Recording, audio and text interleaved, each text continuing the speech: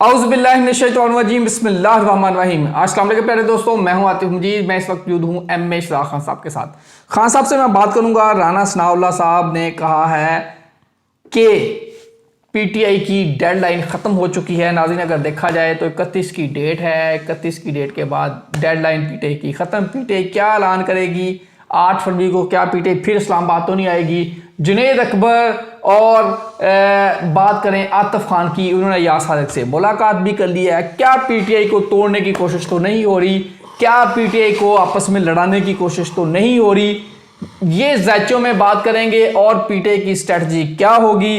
राना सनाउल्लाह कह रहे हैं कि आप मुज़ाकरात के दरवाजे अभी भी खुले हैं, पीटीआई आ जाए। क्या पीटीआई को जाना चाहिए, नहीं जाना चाहिए? इस पर भी बात करेंगे।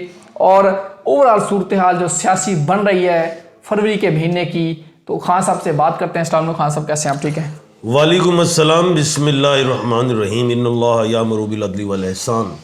बेशक अल्लाह हुक्म देता है इंसाफ करने का और एहसान करने का। जी खान साहब, अगर मैं बात करूं पीटीआई के मामलात की, और अगर ये बताएं क्या नंबर 1 पीटीआई मुज़ाकरात करेगी या नहीं करेगी, एक चीज़। दूसरे नंबर पे क्या पीटीआई के अंदर ग्रुपिंग करने की कोशिश तो नहीं की जाएगी? बिस्मिल्लाह। बात यह है कि मैं ये समझता हूँ कि ग्रुपिंग करने की तो बड़ी कोशिश की। पीटीआई के अंदर ग्रुपिंग आप समझते हैं होने जा रही है? मैं समझता हूँ कि उन्होंने ग्रुपिंग की कोशिश की बहुत ज़्यादा। बिल्कुल ठीक है। और जो पीटीआई के मुखालिफ थे, जो उनके खिलाफ हैं, मैं ये समझता हूँ कि मौजूदा सूरत हाल में अभी भी ये कोशिश जारी है पीटीआई को तोड़ने की कोशिश जारी है। लेकिन इमरान खान साहब ने अपने कार्ड इतने मजबूत खेले हैं, जैसे जुनैद अकबर को डाल के और भी कुछ सीटें, मुझे लगता है कि और सीटें चेंज करेंगे खान साहब, अभी मुझे लग रहा है। यानी कि आप चाह रहे हैं आलिया हमजा भी आ गई हैं, उधर जुनैद अकबर आ गए, यहाँ कुछ और लोग भी चेंज होने जा रहे हैं। ये लिख लें, पेशन गोई है। बिल्कुल जी, पेशन गोई है जी। ये पेशन गोई एम.ए. इशराक खान साहब कर रहे हैं। पीटीआई के अंदर ग्रुपिंग होने जा रही है, और ये ग्रुपिंग देखेंगे किस तरफ जाएगी। और खान साहब और ओहदे चेंज करेंगे। क्या बैरिस्टर गौर की छुट्टी होने जा रही है?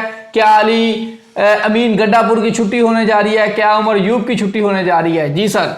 अली अमीन भी नहीं जा रहे कहीं, बैरिस्टर अली गौहर भी नहीं जा रहे, और उमर यूब भी नहीं जा रहे। तीनों आइन है, कुंडियां पा के बैठे हैं। ठीक है, ठीक है। हुण देखना है कि इन्हां दी कुंडी च फसदा कौन है। देखना 3 कुंडियां पाई, तो चौथी कुंडी जी खान साहब ने पाई इमरान। 4 कुंडियां हैं। सही है। तो खैर, कहने का मतलब ये है कि आपका जो सवाल है मुझसे जाते हैं कि क्या मुज़ाकरात होने जा रहे कि नहीं। ये हुकूमत कहती थी हम कोई नहीं कर रहे। सही है। कभी ख्वाजा आसफ साहब आते हैं जी तो मैंने कहा था ख्वाजा साहब जब डायलॉग मारना हो ना कोई बड़ा, तो ख्वाजा साहब को भेज दिया जाता है। ठीक है। जब अमन की बात हो तो राना सनाउल्लाह साहब को भेज देते हैं। आज राना सनाउल्लाह साहब भी कुछ ऐसी अमन की बात कर रहे थे। नहीं, साथ उन्होंने एक बात और भी की है। उन्होंने कहा पीटीआई ने 9 मई से सबक नहीं सीखा, 26 नवंबर से नहीं सीखा, अब 8 फरवरी को आएगा तो हम 10 पता देंगे। साथ उन्होंने ये भी बात की है, अभी ये गलती ना करे। लेकिन साथ ये भी तो वो कह रही है 31 की डेट गुजर जाए तब भी मुज़ाकरात के लिए हम तैयार हैं। बिल्कुल सही। इट्स मीन एनआरओ मांग रही है हुकूमत। पार्लिमानी वो कमेटी भी बना देना। पार्लिमानी कमेटी पे मैंने कल भी आपसे एक बात की थी कि अब मैं क्या बात करूं, खुली सी, चलो मिसाल के साथ भरता हूं। अब मिसाल है, आप पे कोई इल्ज़ाम लगा दिया जाए, उसका तो कंपायर कोई नहीं, ठीक है, छोड़े। आप पे मैं इल्ज़ाम लगा दूं यार तुमने मेरा हक खा लिया है और इंसाफ भी आपसे करवाऊं, ये कौन सा सूल है? बस ऐसे ही है। अच्छा सर, चले। पार्लिमानी कमेटी या तो आए मरीक सारे से, या जन्नत से आए, ठीक है, या फरिश्ते आके बैठ गए उसमें, फिर तो खान साहब मान जाएंगे। और भाई जिन पे इल्ज़ाम है वही वो फैसला करेगी, ये कैसे हो सकता है? इसलिए खान साहब यहाँ पे अड़ेंगे और फुल ठोक के अड़ेंगे। सिर्फ हल जो है, मैं आज फिर रिपीट कर रहा हूँ आपके प्रोग्राम के तवसत से, 26 नवंबर पे जुडिशल कमीशन बनेगा। 9 फरवरी नहीं, वो क्या था, 9 मई पे जुडिशल कमीशन दिखाई नहीं देता। सर अब आखिरी दिन है आज, 31 मई, आखिरी दिन। 1 फरवरी जब आएगा, पीटीआई को खड़ाक तो नहीं कर देगी? और क्या पीटीआई को एडवाइस कर, क्या करते हैं आप? आज 31 है, हो गई 31, बिल्कुल 31 है। नहीं, शुरू हो गई। जी हो गई है, ये खत्म हो गई है। 31 शुरू हो गई है। अब मैंने एक बात ये की है कि 31 को आप खुशखबरी सुनेंगे, कल के प्रोग्राम में कहा था। तो उन्होंने फिर कह दिया जी 31 के बाद भी दरवाजा खोला है। 4 फरवरी जी से लेके 9 फरवरी तक हुकूमत अपने घुटने टेक देगी। 4 फरवरी से लेके 9 फरवरी तक। अच्छा, यानी कि जब हम 1 फरवरी में अब आ गए हैं तो 1 फरवरी शुरू हो गया, आप कह रहे हैं पीटीआई हुकूमत के घुटने टेकने की। 4 फरवरी से 9 फरवरी तक हुकूमत अपने घुटने टेक देगी। अच्छा, मुझसे पूछे। ठीक है। प्रोग्राम मैं बिल्कुल जी, शामिल हूँ। गुट- आतिफ साहब शामिल नहीं, कहीं फंसे हुए हैं, मैं बोलता हूँ। जी जी, बोले बोले। अच्छा, तो एक और बात बताता हूँ कि फजलुर रहमान साहब जो है, अब आज हफ्ता है और 1 फरवरी है। जब अब रात को प्रोग्राम कर रहे हैं तो 31 खत्म हो गई, अब 1 फरवरी क्या, यानी कि आज का दिन है? मैं आप 4 फरवरी का कह रहे हैं। 4 फरवरी को मुश्तरी सीधा हो रहा है। बिल्कुल ठीक है। ये बात ज़हन नशीं कर लें। 4 फरवरी को मुश्ती सीधा, ठीक है। और 4 फरवरी को मैंने कहा हर चीज बनती है, ठीक है। 4 से। बिल्कुल सही है। ठीक है, ये बनने और इत्तेफाक हुआ कि 4 के डिजिट में मुश्तरी सीधा हो रहा है। ठीक है। और खान के जो लकी डिजिट हैं वो 7 और 9 है, इसलिए मैं 9 तक आ गया हूं, क्योंकि आगे तो गलती की गुंजाइश ही नहीं है। 4 से लेके 9 तक बड़ा इंपॉर्टेंट टाइम। हाँ जी। और इसमें पीटीआई का 8 की डेट भी आ रही, जलसा भी आ रहा है। पीटीआई इस्लामाबाद तो नहीं जा सकती भाई, वो अगर निकलेंगे भी 8 को तो 9 को फैसला हो जाएगा ना। ये टाइम पीटीआई के लिए कैसा देख? बेहतरीन टाइम है, 4 से 9। खड़ाक करना चाहिए, ब्रेक लगानी चाहिए। देखो, वो सियासी बयानबाजी तो हो रही है, ये वो मैं नहीं तेनू छड़ांगा, दूजा कहता मैं नहीं बयानबाजी करें, आप कह रहे हैं, लेकिन गलती ना करें। लेकिन होमवर्क भी हो रहा है साथ साथ। अपना जो है हुकूमत भी होमवर्क कर रही है कि उनके जलसे को कैसे रोकना है। दफा 144 भी लगाएंगे, ग्राउंड भी नहीं देंगे, बड़ा मामला ये करेंगे। और फिर वही पकड़ दकड़ नू फाड़ है, फिर बात यही गल्ला होनी है। तो अब बीच में से एक ऐसे शख्स हैं, अगर हम इस्टेब्लिशमेंट की भी बात ना करें, हुकूमत की भी ना करें, पीटीआई की भी ना करें, कोई ऐसे लोग हैं बीच में, चाहे वो बाहर के मुल्क से हों या हमारे हमसाया ममालिक हों या बाहर के ममालिक हों, वो शामिल होंगे कि यार इनका खड़ाक ना हो। अच्छा जी, ये खड़ाक से बचाने की कोशिश कीजिए। सर, एंड पे जाते जाते मैं एक चीज़ और करना चाह रहा हूँ। ये अदलिया के हवाले से, अदलिया का अगर जायचा चले जाएँ तो कौन सा घर होता है, इस पर थोड़ा सा गाइड कीजिए। और जजेस ने, हाई कोर्ट के जजेस ने ख़त लिखा है चीफ जस्टिस को कि बाहर से कोई चीफ जस्टिस ना आए, और हुकूमत ये करने जा रही है। और जुडिशल कमीशन का इजलास भी होता ये है कि अब जो जजेस जो होते हैं ना, जस्टिस और जजेस में फ़र्क होता है। अब इस्लामाबाद हाई कोर्ट में जो जजेस जो नीचे जो है सेशन कोर्ट वगैरह, उधर के जो जजेस हैं ना, वो इस्लामाबाद के ही होते हैं, कैपिटल नहीं, वो कह रहे हैं वो कैपिटल के होते, वो उसी में रहेंगे, उसी डोमेन में। लेते पूरे पाकिस्तान से, लेते कहाँ से? Chief justice of Islamabad high court लेते पूरे पाकिस्तान से। अब मैं आ रहा हूँ यार, मेरे सवाल को समझो। लेते पाकिस्तान से। अब ये जो हाई कोर्ट के जस्टिस साहिबान हैं, उनमें से Aamir justice chief justice Aamir Farooq साहब ने भी खत लिखा है मेरे ख्याल से। नहीं, वो तो चले जाएंगे सर, वो तो चले अब उसके बाद वो चले जाएंगे। बाबर स्टार साहब नीचे से उन्होंने कहा जी 3 सीनियर जजेस में से एक जज लिया जाए। मोहसिन अख्तर कैनी साहब, ये वही बात आ गई है जो मंसूर शाह साहब वाली थी बात। ठीक है, लेकिन यहां से इनमें से नहीं आएंगे। अच्छा, लेकिन वो कह रही है हुकूमत के पूरे पाकिस्तान से आए। जैसे मैंने इससे पहले एक बात बताई जो आप सुन नहीं रहे, थे कि इस्लामाबाद में जो जजेस होते हैं, जजेस वो पाकिस्तान से लिए जाते हैं। यहां पे इस्लामाबाद हाई कोर्ट के जस्टिस साहिबान वो कह रहे हैं कि पाकिस्तान से लिए जाए। तो ऐसा मुमकिन है? ये करेगी हुकूमत? मैंने कहा ऐसा मुमकिन है। अब ये हुकूमत चाह रही है लाहौर हाई कोर्ट के जस्टिस साहब को इस्लामाबाद हाई कोर्ट का चीफ जस्टिस बना दिया जाए। मैंने कहा ना, या पेशावर से या पाकिस्तान कह दिया ना मैंने, सिंध से। बिल्कुल जी, मैंने तो पाकिस्तान कह दिया ना। पाकिस्तान से कहीं से भी। हाँ जी, ले जी, ये हो सकता है और मुमकिन है, मुमकिन है जी। और सर, मेरा एंड पे जाते जाते ये क्वेश्चन है, बल्कि 2 क्वेश्चन है। एक तो ये है कि सिंध की जो यूनिवर्सिटीज़ हैं वहाँ अब एक करारदाद मंजूर हो गई है, ब्यूरोक्रेट्स भी वाइस चांसलर बनेंगे, क्योंकि चीफ मिनिस्टर मुराद अली शाह साहब कहते हैं कि जितने वाइस चांसलर थे उनका कोई तजर्बा नहीं था, एडमिनिस्ट्रेशन का और उन्होंने यूनिवर्सिटी को तबाह कर दिया। असातिज़ा का कहना है कि ब्यूरोक्रेट का पढ़ाने का तजर्बा ही नहीं है, ये वैसे ही एजुकेशन को डुबो देंगे।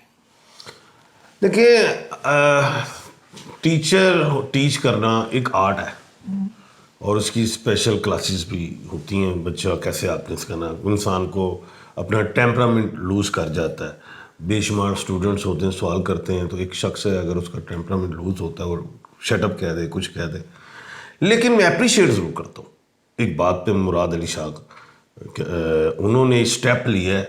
इतना तो मान गए ना ये इस हद तक कि ये वाइस चांसलर हों।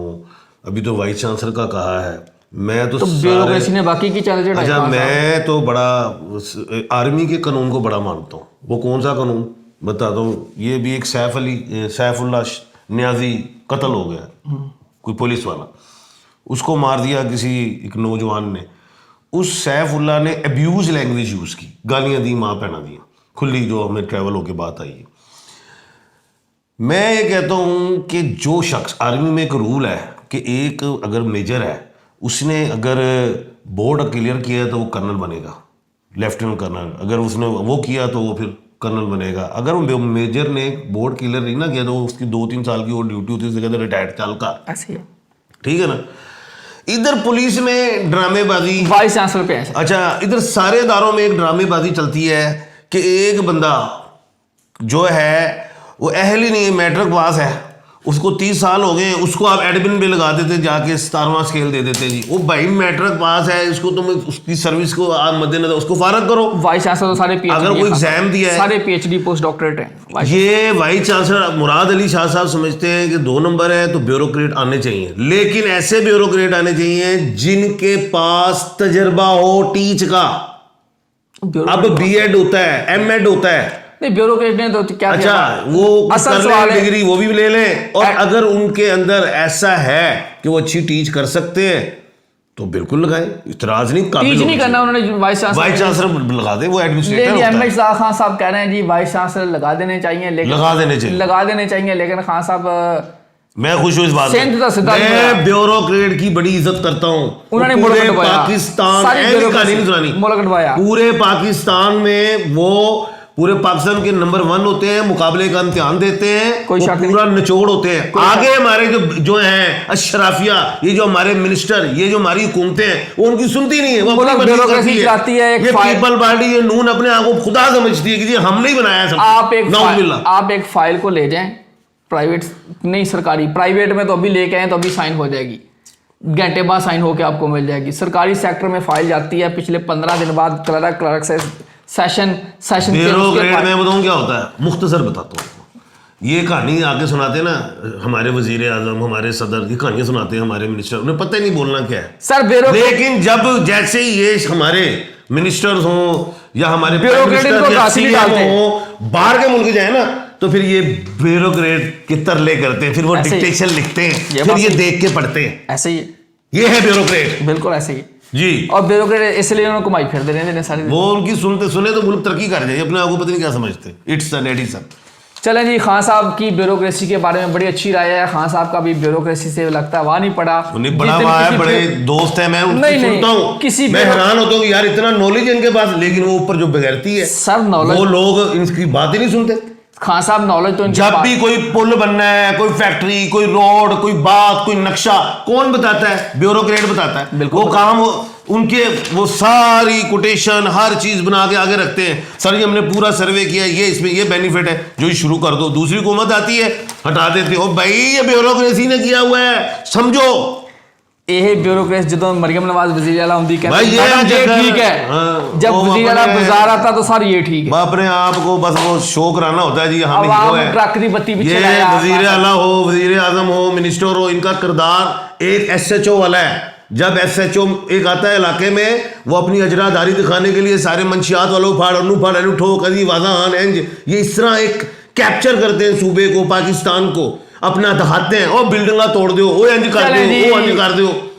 मैं इस पे क्लोजिंग करना चाह रहा हूँ। मेरा वैसे ब्यूरोक्रेसी के बारे में खान साहब जो बातें करें, नो डाउट कॉम्पिटेंट होते हैं, कोई शक नहीं। जब ब्यूरोक्रेट जो सही होते हैं, कॉम्पिटेंट ईमानदार होते हैं, वो आपका काम 10 दिन का 10 मिनट के अंदर कर देते हैं, नहीं तो आपका काम 10 सालों में भी नहीं होता। ये ब्यूरोक्रेसी की ऐसी खूबसूरती है, ऐसी महारत से फाइल को लटकाया जाता है, उस पर ऐसी कोडिंग डाल दी जाती है, वो फाइल घूम घूम के नीचे जाती है, तहसील तक जाती है, मजिस्ट्रेट तक जाती है, एसी से फिर ऊपर सेक्रेटरी तक जाती है, फिर वो जाके सेशन से नीचे आती है। ये घूम ओ यार, ये ऊपर होता है मिनिस्टर, चीजें वो हो कहानी जाती करता है, चीजें हो जाती मिनिस्टर करते हैं, मिनिस्टर को पता ही नहीं कख भी खान सर वही करते हैं, नहीं करना है, नहीं करना, मिनिस्टर पढ़े लिखे ही नहीं के कख भी नहीं पता। सर यही तो बता रहा हूँ, मिनिस्टर बदलो, मिनिस्टरों को पता ही नहीं है। ये मुराद अली शाह साहब की तालीम कम है, उनको भी चेंज करो, कोई अच्छा पढ़ा लिखा ले आओ। हार्वर्ड से बात भाई से पढ़ के, अगर वो पढ़े लिखे ठीक है, भाई से पढ़ के वजीरों को देखो जो जिनके पास नहीं है अहलियत, चेंज करो, लाएं पढ़े लिखे। अब तो हर जमात में बड़े पढ़े लिखे लोग हैं, बड़े बड़े लोगों के लोग हैं, लेकिन वो जानबूझ के चीज़ें को बातें। खैर अल्लाह खैर रखे जी। लेकिन आपको खान साहब एक आखिरी जाते जाते मुबारक हो, आपको मुबारकबाद देना चाहूँ। सारे MNAs 5,19,000 रुपये तनख्वाह लेके जाया करेंगे आपके पैसे से। अल्लाह ताला आप साहब का हमें नासर हो। आतम जी रमेश शाह खान साहब को दीजिए इजाज़त। अल्लाह हाफ़िज़। पाकिस्तान जिंदाबाद, पाइंदाबाद।